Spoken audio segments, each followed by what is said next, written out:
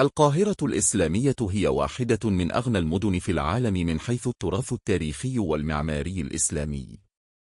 تحتوي على العديد من المعالم التي تعكس عظمة التاريخ الإسلامي في مصر. إليك أبرز المعالم. 1. جامع الأزهر. تأسس عام 970 مترا وهو من أقدم الجامعات الإسلامية في العالم، ويمثل مركزا هاما للعلم والتعليم في العالم الإسلامي. 2. مسجد الحاكم بأمر الله. تم بناؤه في القرن العاشر تحت حكم الخليفة الفاطمي الحاكم بأمر الله، ويعتبر من أروع المساجد في القاهرة من حيث التصميم المعماري. 3. جامع محمد علي، مسجد المملوك، في قلعة صلاح الدين. يقع في قلعة صلاح الدين الأيوبي على قمة جبل المقطم، ويتميز بتصميمه المعماري المهيب والأبراج العالية والقبة الكبيرة. 4. مسجد ابن طولون. تم بناؤه في القرن التاسع ويعد من أقدم المساجد التي ما زالت قائمة في القاهرة.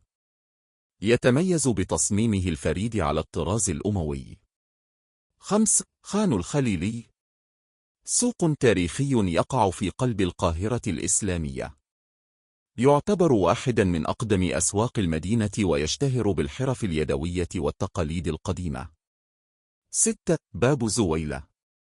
يعد أحد أبواب القاهرة القديمة التي كانت تستخدم كمدخل رئيسي للمدينة في العصور الوسطى. يتميز بمئذنتيه الشاهقتين. 7. قصر البارون.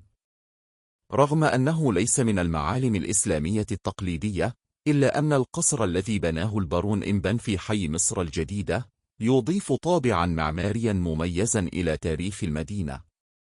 8. القلعة. قلعة صلاح الدين الأيوبي التي تقع على قمة جبل المقطم تحتوي على العديد من المساجد والأبنية القديمة مثل مسجد محمد علي. 9. جامع السلطان حسن. يعد هذا المسجد أحد أروع المساجد في القاهرة الإسلامية ويتميز بروعة تصميمه المعماري. بناه السلطان حسن في القرن الرابع عشر. 10. مدرسة وسبيل قايتباي. تم بناء هذه المدرسة في عهد السلطان قايتباي وتعد نموذجا رائعا للعمارة المملوكية. تعد هذه المعالم جزءا من التراث الثقافي والتاريخي الغني للقاهرة الإسلامية، التي أسهمت في تشكيل الحضارة الإسلامية في العصور الوسطى. السلام عليكم. لا تنسوا الإعجاب بالفيديو والاشتراك في القناة تشجيعا لنا لنستمر بنشر المزيد إن شاء الله.